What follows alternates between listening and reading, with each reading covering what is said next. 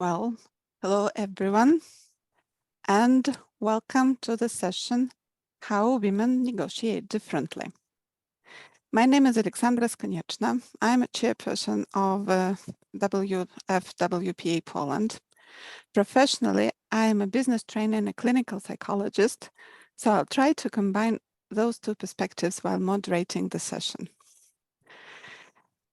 Recently, I read in a Forbes article that compared with men, women tend to be more cooperative, empathetic, and ethical. I think these are all the qualities that lead to achieving more lasting, sustainable solutions, both in politics, on the international arena, and in business. So I have witnessed personally, while working for over 20 years in the NGO as well as in business sectors, that women are actually very good at many things that men do, but we, in addition, excel at motivating, at guiding, at nurturing talents. Well, I think women's role is even more crucial because we are raising future leaders in our families. So when we negotiate like such mundane issues with our children and partners, husbands, such as like whether to eat breakfast in the morning or not, when to go to sleep, when to put your phone away, like how to coexist peacefully with your siblings, with your friends. When we negotiate those things with our children, we in fact model how in their adult life they would build their relationships, how they would communicate with others, whether they would be able to learn to trust, whether they would feel capable and empowered, whether they would be willing to embrace people of various ethnic, religious, and many other backgrounds. I personally was born and raised in Russia and lived there till I was in my 20s. Later, I married a Polish guy and almost 30 years ago moved to Poland, where I've lived ever since with like my husband and 5 now teenage and adult kids. And let me tell you, Poland and Russia are not friends. Both countries have had very difficult relationships for centuries, which has exacerbated greatly recently due to the war waged in Ukraine. So, for almost 30 years, I tried to implement various projects, various initiatives, helping to promote better understanding between Poland and Russia, helping people to heal their hearts. In totally fruitless efforts, they seem now, like looking from today's perspective, taking into account the current events. At least I do hope that my efforts raising children capable of overcoming the national prejudices won't be in vain. At least in this, I hope I'll succeed. So recently, I started thinking that, in fact, we need much more women in politics, like as presidents, as prime ministers, so that such decisions as, for example, declaring a war cannot be taken without us. So we are half of the world's population. The majority of experts working in caring professions are women.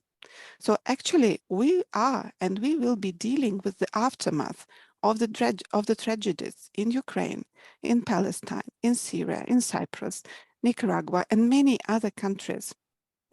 So women will be treating wounded, will be treating patients with PTSD, will teach children they had to flee their countries, and so on. So I suggest, let's discuss today what are our strengths as women, how women negotiate differently, and how we can negotiate a more influential role for ourselves in our society. So we have a distinguished panel today, and So let me introduce briefly. So now I'll just tell the names and later I'll introduce them more in detail. So today we'll have with us Madame Elsie Christofia, the First Lady of Cyprus between 2008 and 2013. We also have with us today Her Excellency Dr. Liri Berisha, First Lady of Albania, who will also speak today. We also have Honorable Helina Kokkarinen, who was EU Special Representative to Ukraine in 2016-2017. And also we'll have today with us Dr. Thania Paffenholtz, Director of the Inclusive Peace Institute from Geneva. So without further ado, I'd like to give the floor to our first speaker, Madame Elsie Christofia, First Lady of Cyprus. Her Excellency Elsie Christofia, a wife of former President of the Republic of Cyprus, Dimitris Christofias. She's been active with several humanitarian and cultural NGOs and serves currently as a member of the Central Committee of IAFLP Party. From what I understand, Madame Christofia is not present now, but she has recorded her speech. Could I ask, please, to show us the recording of the speech now? Fellow women activists in the struggle for the prevalence of world peace. Let me first of all welcome the initiative taken by the Women's Federation for World Peace to organize today's online discussion within the context of the anniversary of the 21st of September, established by the UN as the International Day of Peace. In today's conditions, where the law of the mighty prevails, together with the flagrant violation of international law, the double standard policies being pursued, and the machinations of the US, Britain, and NATO seeking to put the UN under their control, machinations that have dealt a serious blow to international relations, the resistance of the peace-loving forces and their militant mobilization to counter this extremely dangerous state of affairs is imperative. We women who bring children into the world, the builders of the future of humanity, are pained to experience the tragic consequences of the war-mongering tactics of the imperialist powers against the peaceful coexistence of the peoples. Fully aware of our share of responsibility, we have always resisted these policies that undermine the work and purposes of the UN and which are leading humanity to devastation and destruction.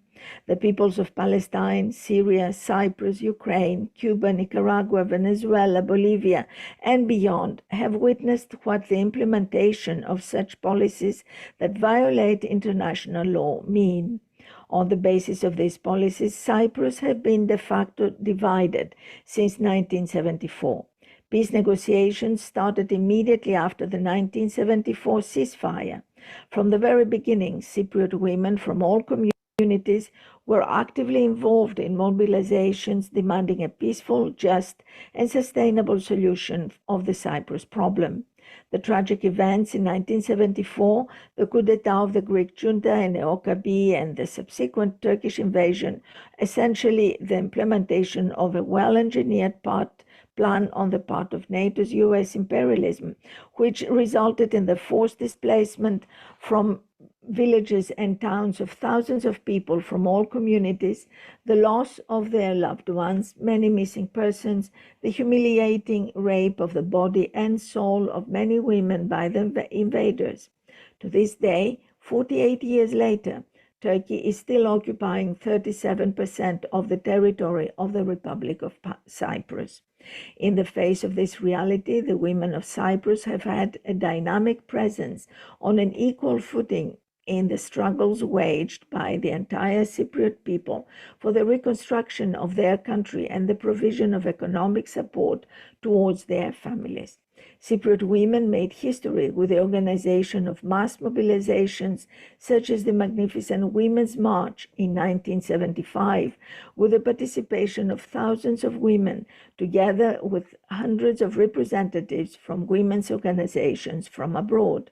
Since then, the Women's Mass Movement of Cyprus has organized numerous events and participated in all the anti-occupation mobilizations of the Cypriot people, as well as in meetings for rapprochement with our Turkish Cypriot compatriots for a peaceful solution of the Cyprus problem and the reunification of Cyprus and its people on the basis of a bizonal, bicommunal federation with political equality as provided by the relevant UN resolutions. However, today, the escalation of tensions internationally and particularly in the Eastern Mediterranean, the Middle East and North Africa may adversely affect the prospects for a solution of the Cyprus problem.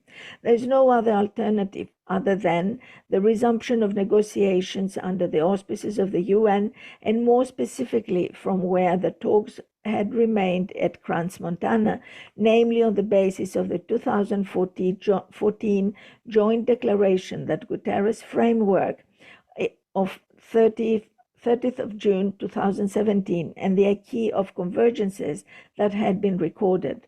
The solution must provide for an end to the occupation, the withdrawal of the occupying troops, and an end to the colonization of occupied areas, the restoration of the territorial integrity and sovereignty of the Republic of Cyprus, as well as the restoration of the unity of the state, the people, the institutions, and the economy, the abolition of any intervention rights and the anachronistic regime of guarantees, the safeguarding of the human rights and fundamental freedoms of all Cypriots, including the right of return and utilization of the property of the refugees and lawful owners, the complete demilitarization of the Republic of Cyprus. The comprehensive solution of the Cyprus problem, the content of which must be agreed at the leadership level, should subsequently be put before the people through the holding of simultaneous referenda in the two communities. Taking all the above into account, Cypriot women from all communities continue to raise their voices for peace, social justice, the reunification of their island, as well as for all their rights, including their effective participation and integration in the peace processes for the solution of the Cyprus problem. Besides, this is what is indicated in the United Nations Security Council Resolution 1325 on women, peace and security. It has been proved through daily social life and practice that women, who make up about half of the population of each country, not only do not lack any qualifications, but frequently demonstrate that when given the right opportunities, they can emerge as leaders in their field of activity. This is precisely why it is essential to make use of NGOs that engage with women's issues and to take all the necessary measures so as to provide opportunities for women to actively participate in processes and decision-making centers. This is why it is imperative to provide funding for community initiatives such as projects and educational programs to all communities, Greek Cypriots, Turkish Cypriots, Armenians, Maronites, and Latins, in an effort to enhance their contribution to peace-building processes. It is imperative to provide financial assistance in creating a network between women across the island to address common social issues such as health, pandemic gender-based violence, and unemployment among women, as well as deteriorating social and environmental conditions. To change attitudes with regards to position of women in Cypriot society, the media and social media outlets can be used. They must comply with the relevant code of conduct and revise the way they present women, especially in connection with the Cyprus issue. Finally, it is imperative that pressure is exerted on the authorities of countries to implement the action plan jointly elaborated by the Technical Committee on Gender Equality and which has been included in the latest UN report on Cyprus in January 2022. The aim of this plan is to harness the women's factor both in the procedure of the solution of the Cyprus problem and to ensure women's rights after the solution. Thank you very much. Thank you very much. In her speech, Her Excellency, Madam Christofia, showed us the context of the division in Cyprus. She has shown how it has influenced local women belonging to various ethnic groups. She spoke about the influence of international actors that fuel military conflicts. And she mentioned specifically some ongoing conflicts in the world. We actually, in the Women Federation, believe that we need to make the voices of mothers and sisters of local women organizations really heard on the international arena.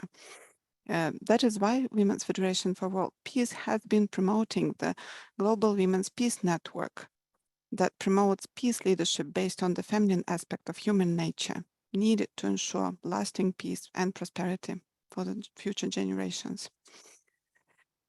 So now I would like to give the floor to Her Excellency Dr. Liri Berisha. In 2008, Dr. Berisha founded the Mother Teresa Cultural Foundation. In 2009, she was named Woman of the Year by the Women's Information Network.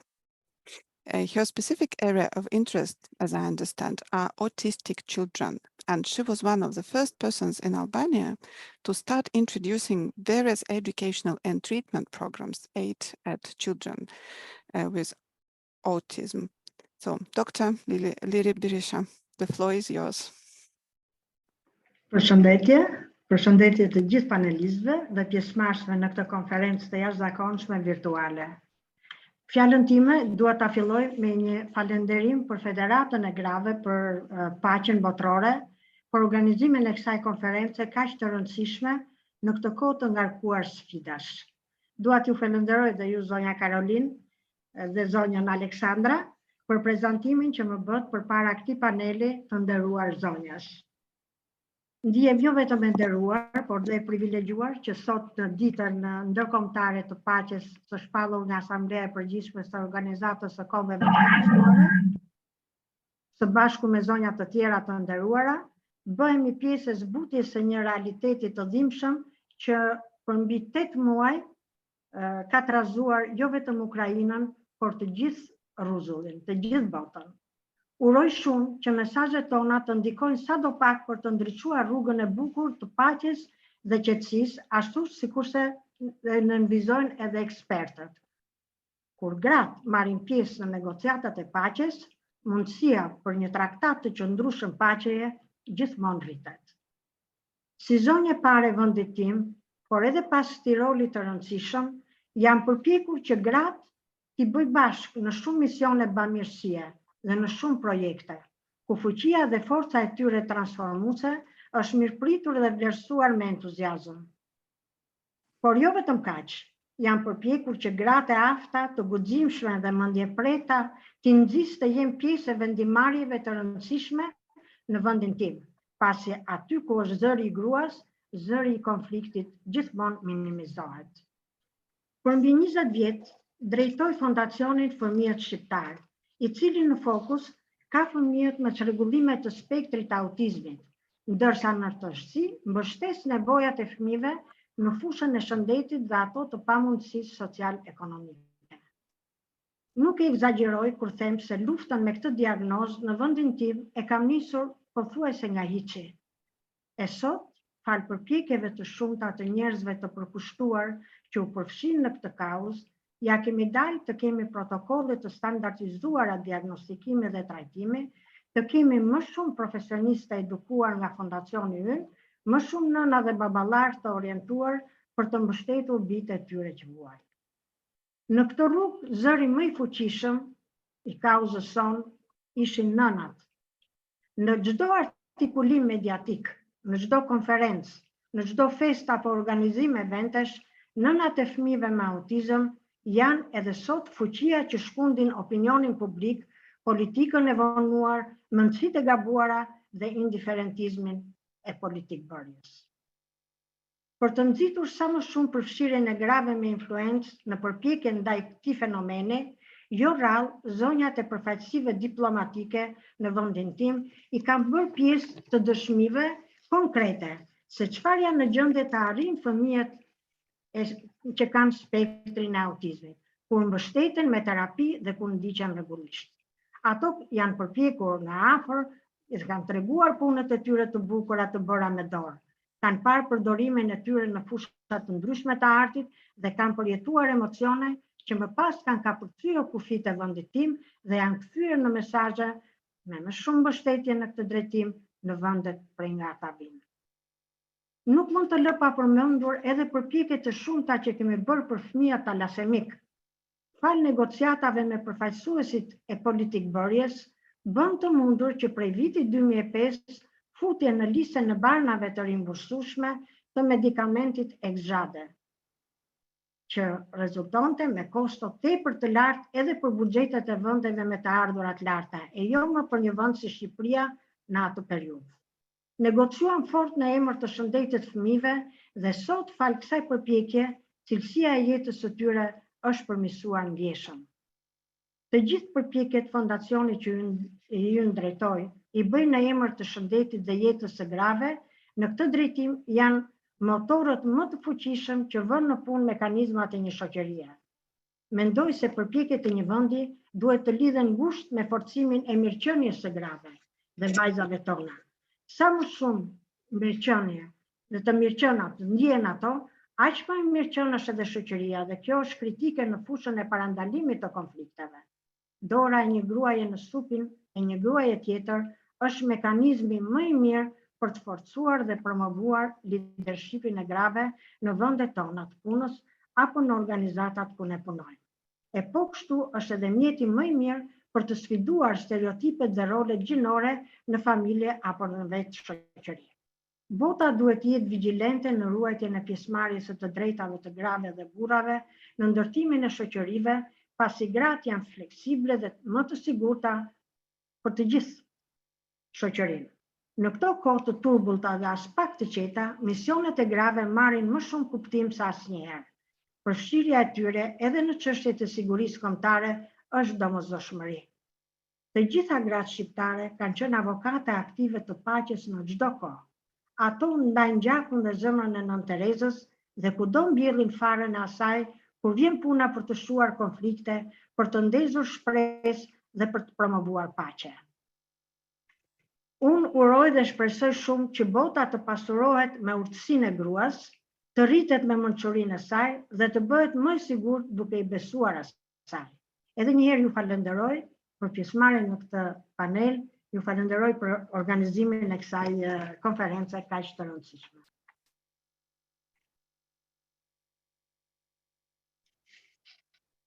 Thank you so much, Your Excellency, Dr. Liri Berisha.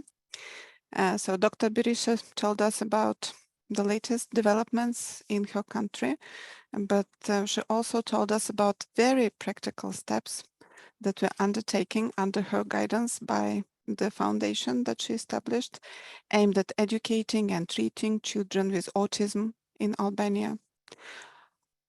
I think true nature of democracy in any country is demonstrated by our attitude to vulnerable groups,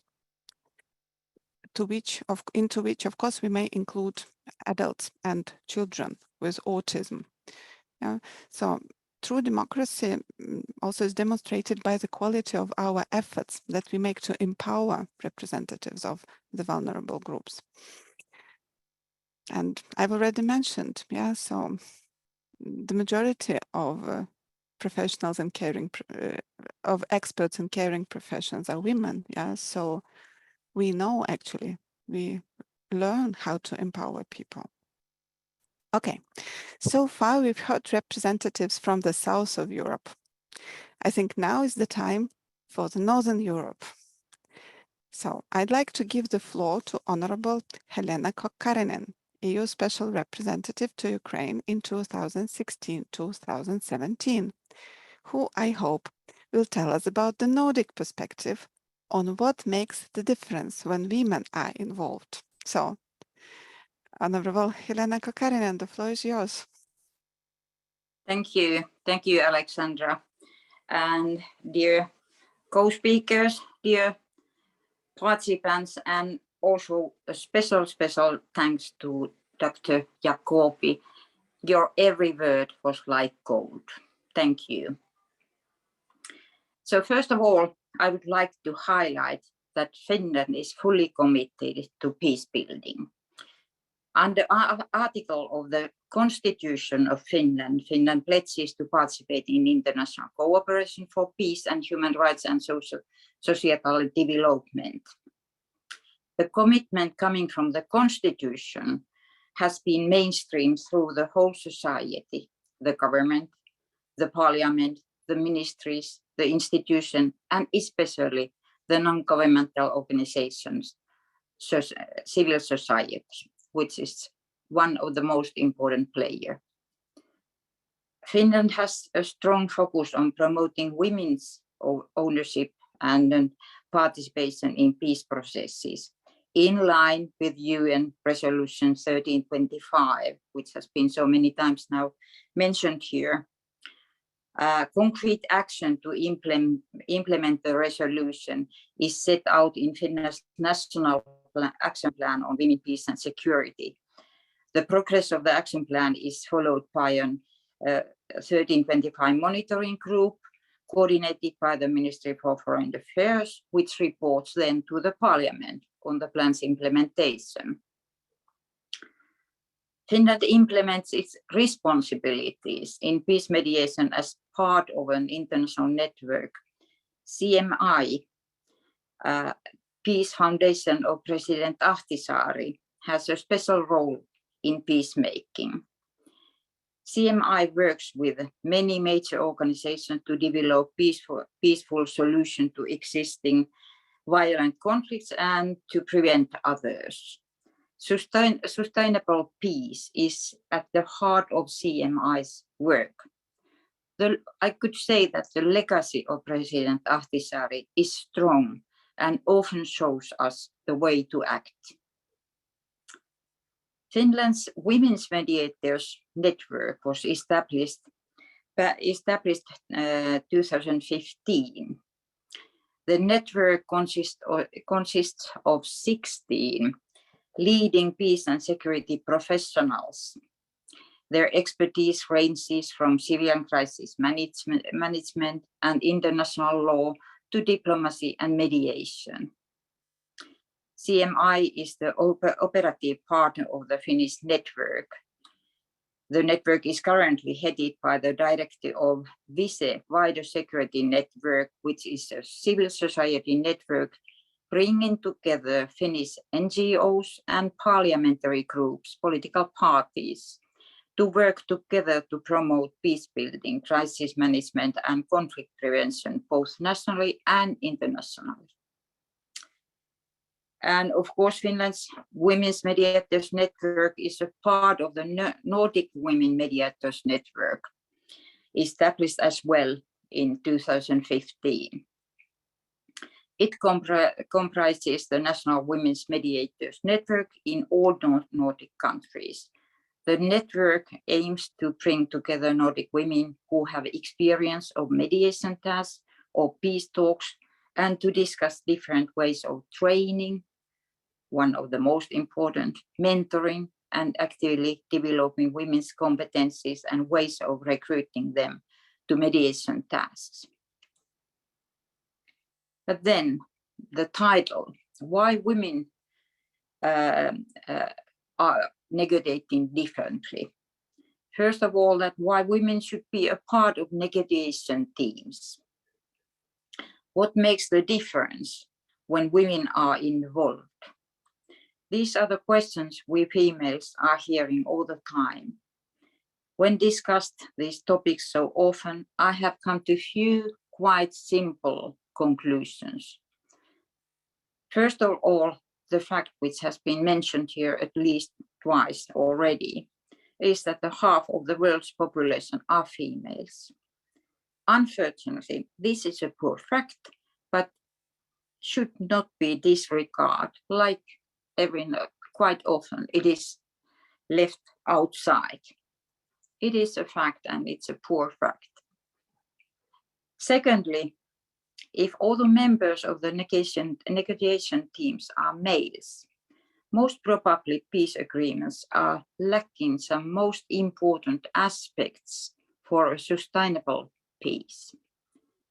During a conflict, usually the men are the ones who are fighting on the front line, while women are the ones taking care of the societal issues behind the front line. Women are the ones taking care of children, healthcare, community welfare, even labor. But too many times, females and children are also the victims of the conflict.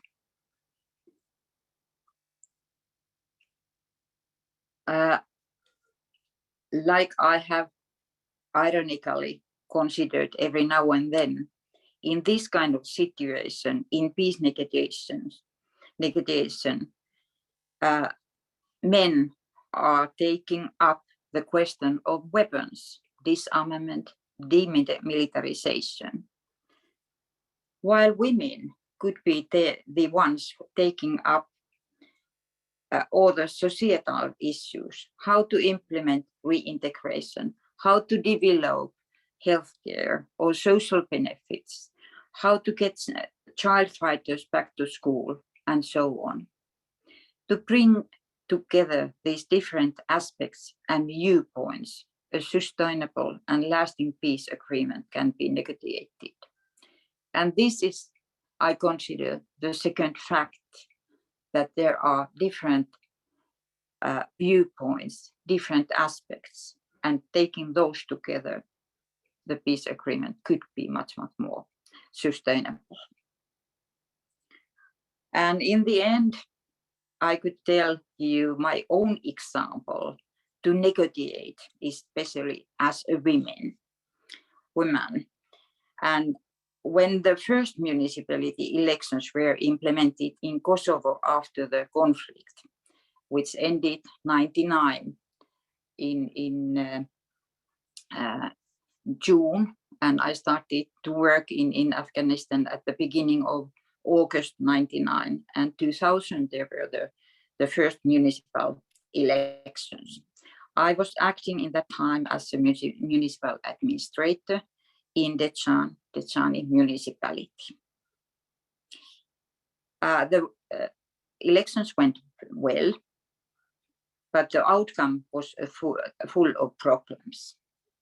Two political parties had reached that much votes that both parties were able to stop the normal development of the municipality. The winner could have taken all the main posts, mayor, directors, etc. But the other party had members enough in the assembly to boycott the implementation of the municipal statute. 1 month I discussed with the party leaders without any progress. I invited them to my office. I visited their offices. We were meeting in the cafeterias, etc. But no progress, not at all. I had before that worked in Finland in refugee issues, and especially I had been working with Albanian refugees from Kosovo, and I had already lived more than 1 year in Kosovo. So knowing something about the society culture. So I invited the party leaders, all of them former UCK fighters and quite young men. When they came to my home, I sat on the couch, and while talking, I started my passion, crocheting. In the Albanian culture, and especially in the countryside, men are the heads of the family outside, but at home, inside the walls of the whole building, females and especially grandmothers were the ones who had the power inside. And there I was, like a sitting granny at home. Not a single one of the party leaders could say anything against what I was proposing. And the result was that we were able to reach an agreement which was signed by all of us and saved in the safety of the municipality. That was the time I really realized that I was using myself as a woman in the negotiator, and also the, how to say, the skill of culture sensitivity. There are a lot to understand what kind of skills you need to negotiate. It's not a question of the difference between a man or a woman, but the females, they can bring with them different kind of aspects and viewpoints. That's the most important. But otherwise, you should have a lot of different kind of skills. Thank you. That was my part. Thank you very much, Dr. Kokkarinen, for your I'm quoting actually one of the messages on the chat, for your very clear, practical, experience-based message and conclusions. Yes, and I really enjoyed listening how you shared about, I'd say, leading practices in the Nordic region and Finland, how you promote women's ownership and participation in peace processes and mediation. And you also specifically mentioned the UN Security Council Resolution 1325 on women, peace and security, and how you contribute to this as well. You also actually mentioned very practical reasons explaining why women should be part of any negotiating team. And I really enjoyed your example of how you negotiated with all those Albanian males sitting on a couch and crocheting. It was brilliant. Thank you so much. Thank you. So now it's time to move from Finland to Switzerland. And today in our session, the last but not the least is Dr. Thania Paffenholtz. She is a director of Inclusive Peace Institute in Geneva. So Dr. Paffenholtz has 30 years of experience as both an academic and a policy practice advisor. She is actually internationally renowned for her work in support of peace and political transition process worldwide, focusing on mediation, peace building, and sustainable outcomes. So, Dr. Paffenholtz, the floor is yours. Thank you very much. I hope you hear me well. I'm thanking, first of all, for the invitation. Special thanks, I think, also goes to our dear moderator, to all the speakers, and also especially to Caroline Hanshin for inviting me. I'm speaking to you from Kenya. So I'm in Nairobi, where it's maybe equally cold than in Switzerland. And I'm also maybe let you know what's my perspective. I'm speaking to you both as a woman, as an expert, as a researcher, but also as somebody who has worked in many, many peace processes and negotiations. And I think I have seen many women in negotiations. Even, of course, I have seen many more men in negotiations. That goes without saying. And I had looked at the title and was wondering, is that the title? How do women negotiate differently? And I really spent some time yesterday thinking about, do women really negotiate differently?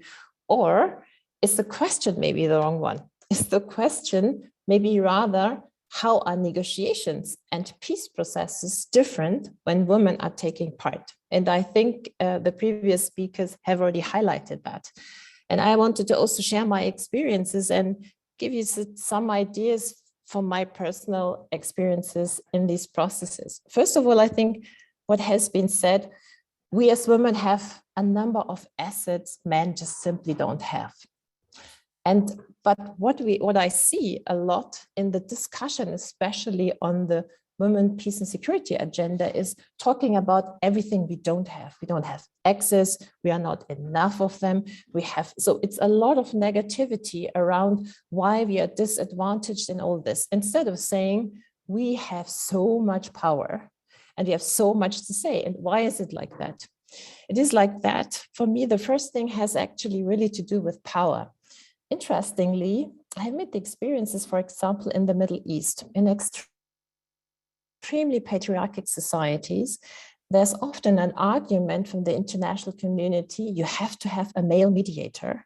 And my experience was actually the contrary, because when you have a male in a male-dominated environment, the man is exposed to power games, and everything around centers around how can we sort of battle this man. They don't do this with a woman. With a woman, they think, okay, if you come in as a woman, and I'm sure Helina has these experiences as well, you are respected when you have a title, when you are the formal mediator, when you have a role, you are respected. And because you're respected, they take you serious, but they don't play the power games with you because they don't know how to do it, because they have simply no experience how to play with women. So I think that's a huge advantage. And for me, that speaks to having not just women in negotiation delegations, but having more and more lead mediators as women and chief negotiators as women, because it makes it much more easier. That's one thing. The other thing is, I think we as women can play with motherhood. And I think Helina made this very good example, is coming in as mother or grandmother or even daughter, whatever, we can relate to these roles. And who can say no to a mother or a grandmother? You can bring people together in a very different way. I have been in context with a lot of men, and they were just stuck. I was just recently in a context actually in Eastern Europe, and people were yelling at each other and just yelling. I was there with a colleague. He was very shocked. And I said, like, no, don't worry, let them yell, because they need to get it out. And then at a certain stage, I was just clapping into my hands and said, are you done? Can we just start talking? And this is this kind of, I would almost say, women authority, because if a man does it, you interfere in this power game. If I do it, it's like, okay, mommy is saying that, let's listen. I know this sounds stereotype, but I think we should not make this theoretical things about not essentializing women, stereotype. We should just use every asset we have. And that's an asset, just use it.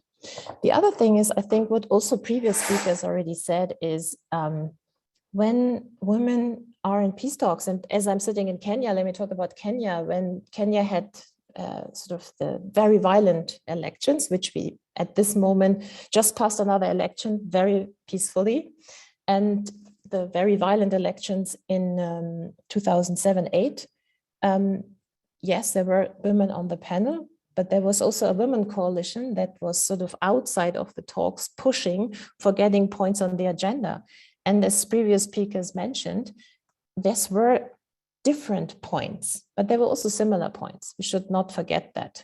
Women equally pushed for having a government of national unity to give the country a perspective of inclusion. But the different points were indeed that women pushed much more for having a separate agreement that would address the humanitarian crisis and human suffering, and managed also to put in gender-based violence and provisions to address gender-based violence, and had really much more perspective. How do we end the suffering? While men had more tendency, let's fix the political first.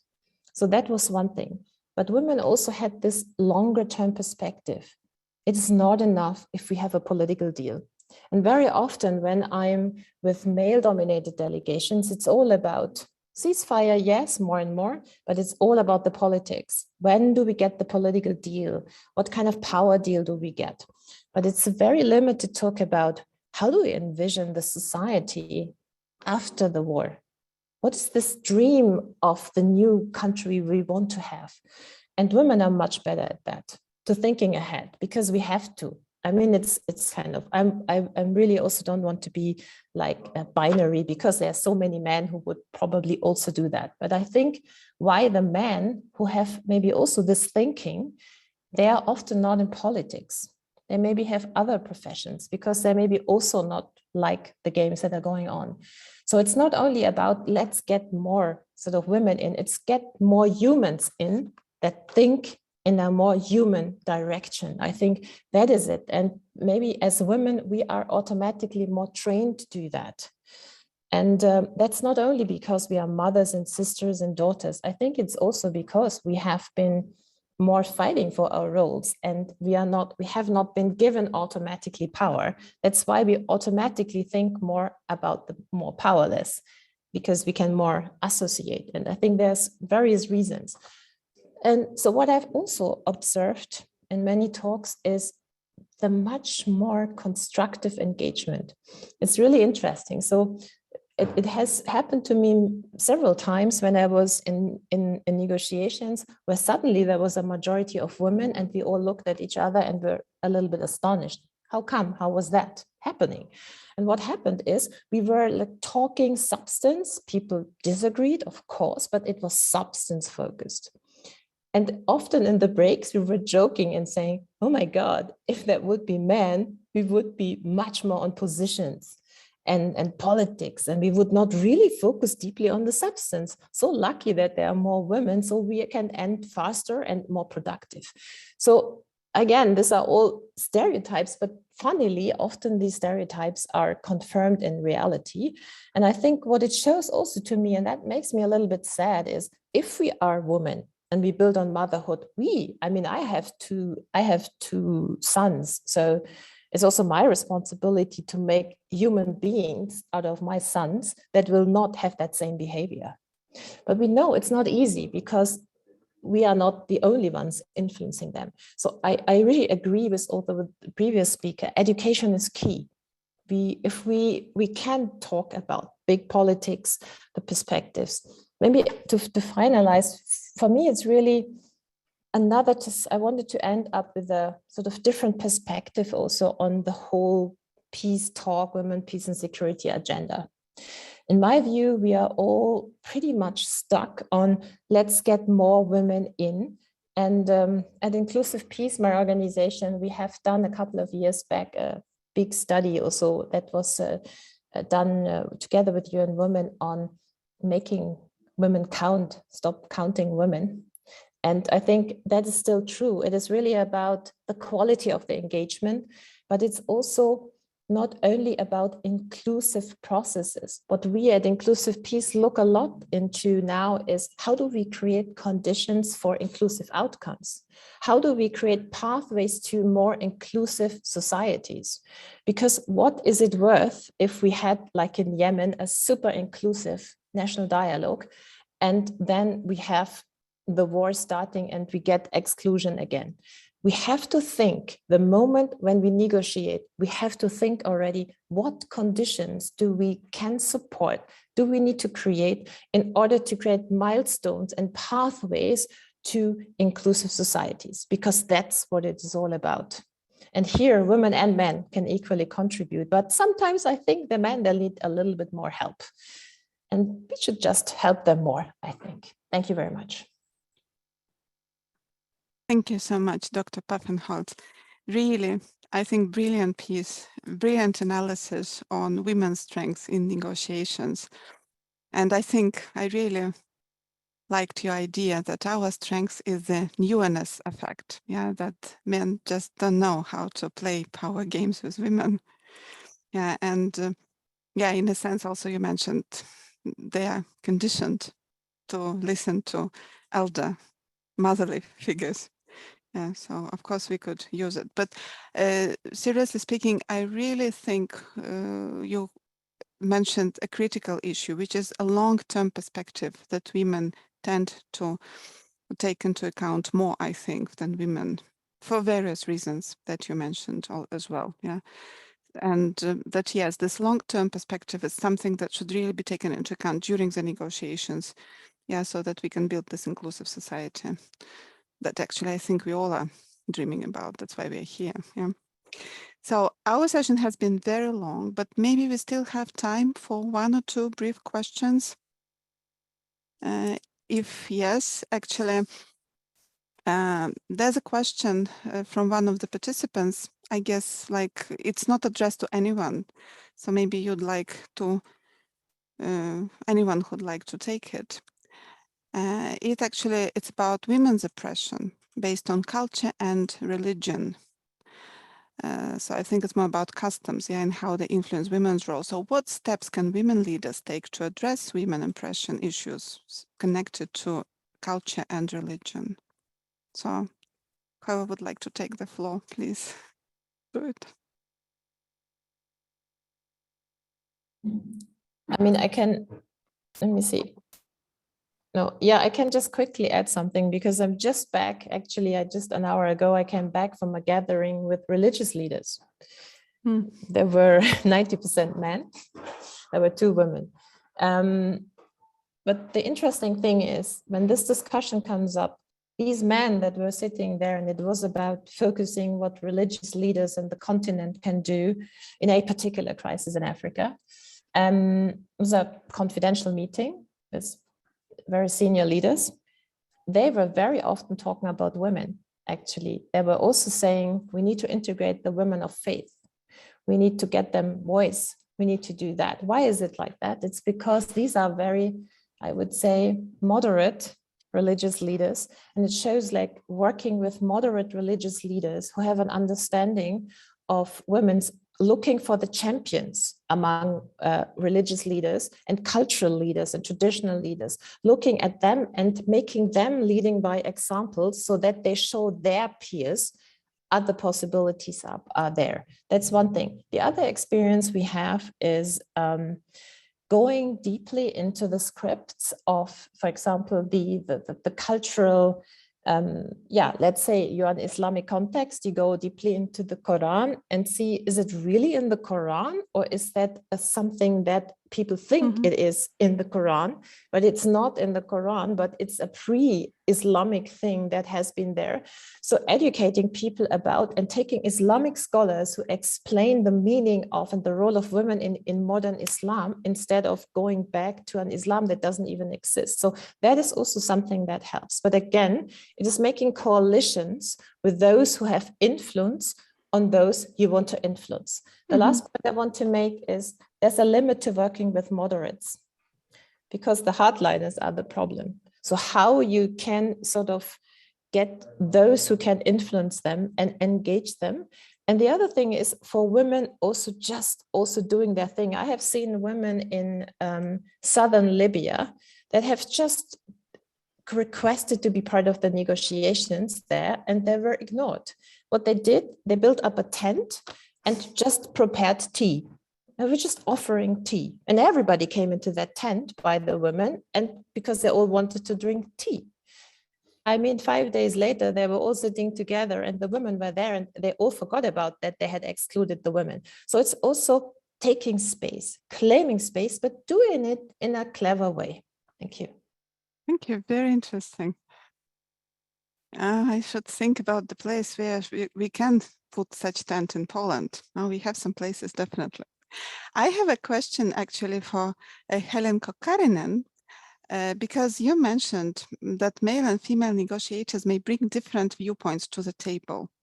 Yes, you also mentioned that, of course, still negotiators need specific skills in order to be successful negotiators. And based on your experience as negotiator who negotiated in various countries, in various contexts, what skills should a successful negotiator have, do you think? Yeah, you mentioned one, cultural sensitivity. Is there anything else that comes to your mind?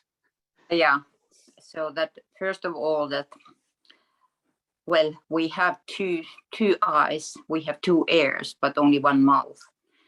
And that means that we should be able to listen. We should be able to see and not to just to talk and talk and talk by ourselves.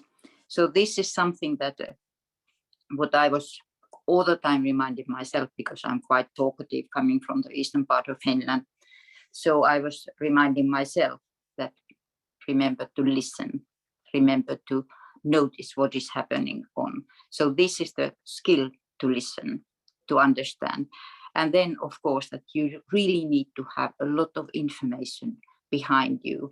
And especially both in Kosovo and in Ukraine, I understood that I need to understand my own history, the history of Finland, so that I can put in some kind of perspective the issues. So these were at least the 2 ones. To be able to listen, to notice everything, and then to know your own history and culture. Yeah, Those are at least. Actually, I work as a clinical psychologist, as I've mentioned, yeah, and that's also the key issue, yeah, to learn how to listen. I've learned for many years, and still I know I have a problem with this. really takes time to learn to listen. And I have also a question to Dr. Liri Berisha. And you talked about that we need a fair ratio of women and men in Albania in all areas of life, especially in politics and society. But what efforts do you think are needed in Albania to ensure this fair ratio of women and men, and also to involve women in matters of national security that you've mentioned it's needed? Yeah. Pari do doja të cek pak pyetjen e parë për bashkëjetesën, për problemin e bashkëjetesës fetare. Unë vi nga një vend ku ekzistojnë disa fe. Dhe bashkëjetesa fetare ka qenë edhe në kohën e diktaturës një nga misionet që i ka shërbyer gjithmonë shpirtit, i ka shërbyer të ardhmes. Dhe që nga ajo kohë sot ne jetojmë në një bashkëjetesë fetare, do thoja të admirueshme. Ka martesa midis feve të ndryshme dhe nuk kemi konflikte fetare në vendin tonë. Kjo besoj se është një vlerë e popullit tonë, e cila duhet çmuar dhe është çmuar gjithmonë. Për sa i përket raportit të drejtë të barazisë gjinore, ne vim nga një diktaturë e fortë, e cila edhe në qoftë se e ka vënë gruan në një pozicion drejtuesi, gjithmonë e ka vënë në një pozicion drejtuesi honorifik, jo profesionalisht të ngritur. Një grua e cila ka qenë honorifike, sepse ka qenë e besueshme atij sistemi. Gruaja në kohën e diktaturës nuk ka pas vendin e merituar. Mbas rënimit të diktaturës, barazia gjinore ka qenë një nga temat e cila është trajtuar në mënyrë të vazhdueshme në çdo kohë. Sot, mbas kaq vitesh, ne kemi një ndryshim të madh të raportit gjinor. Kemi gati barazim në parlament të grave politikane me burrat politikanë. Kemi në drejtim kryetare parlamenti, kemi zëvendës kryeministre, me një fjalë gratë sot në Shqipëri, në raport me burrat kanë një ngritje dhe një barazim e cila nga viti në vit po ndryshon si raport.